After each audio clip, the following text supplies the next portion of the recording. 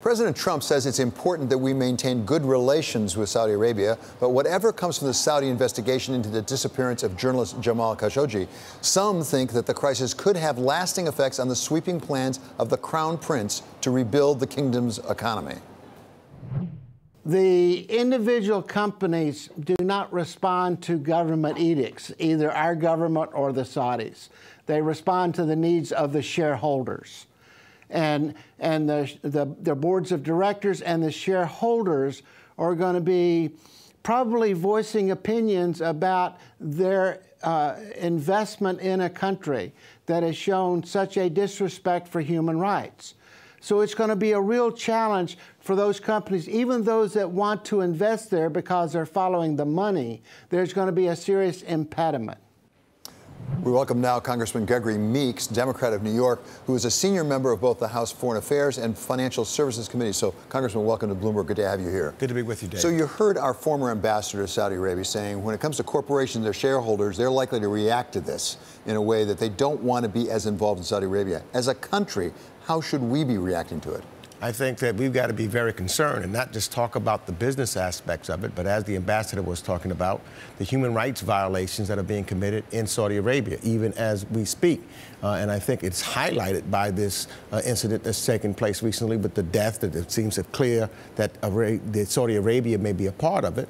But it also goes in, as to Saudi Arabia's role in Yemen, and a number of individuals that have been killed there with our bombs, by the way, which should concern all of us here in human rights violations and innocent children being killed, etc. So on this issue, there appears to be a lot of bipartisan support up on Congress. We hear from Republicans, particularly on the Senate side, as well as Democrats, to this effect. At the same time, you're in the Foreign Relations Committee. Do we have to be concerned about undermining Saudi Arabia too much, given Iran? Because to some extent, if you hurt Saudi Arabia, you help Iran. I think that what we have to do, we have to keep to our moral standards. I think that we've got to make sure, just as we yell at Iran for its meddling in the region and for its wrongdoing in the region, we have to hold Saudi Arabia accountable also. And that way, hopefully, if we're going to get any peace in the Middle East, it's got to be where when someone is doing something atrocious, we need to single it out and not condone it. We cannot condone what Iran is doing. We must go do what we need to do to make sure that we stop them from doing what they're doing. That's why I thought that the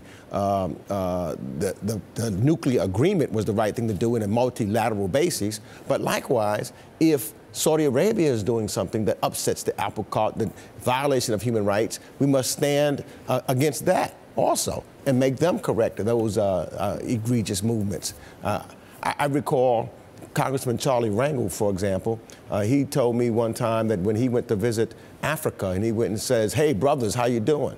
And the brothers said, "Mr. Rangel, you see this bomb? It killed many of our kids, and it's marked made in the USA. Mr. Rangel, are you made in the USA?" And that comes back to haunt us when we lose our moral compass.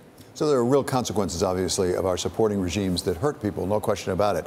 How much time do we have to give to the Saudi Arabians? We just heard from Secretary Mike Pompeo that he's told the president a few days.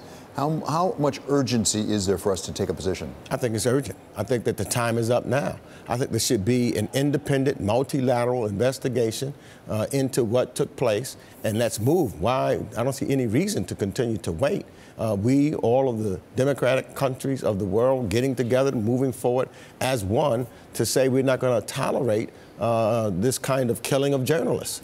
So I think the time has run out now. We need to act, and we need to do something immediately.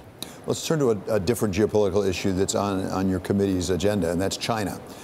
We now heard from the Treasury Secretary that, in fact, they're not manipulating currency under the statute that's been passed.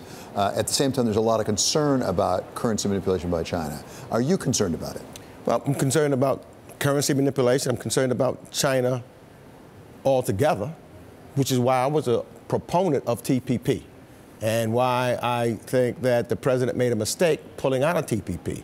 because the best way, I think, to contain China, whether it's currency manipulation, whether it's over trade and what they're doing with stealing intellectual property, is doing it in a multilateral basis, and TPP was the way to go, and it is still the way to go, joining with other nations.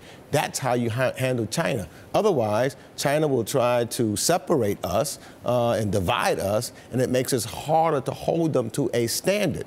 We need to set the standards and have China, if they want to continue to be part of the world markets, go by the standards that's set by us and other Western countries, as opposed to allowing them to just go out there and divide us or compel others to have to deal with China on a singular basis. And yet, as we watched in the last election, TPP didn't have any support anywhere. Hillary Clinton, the Democratic candidate, in the end, didn't support TPP.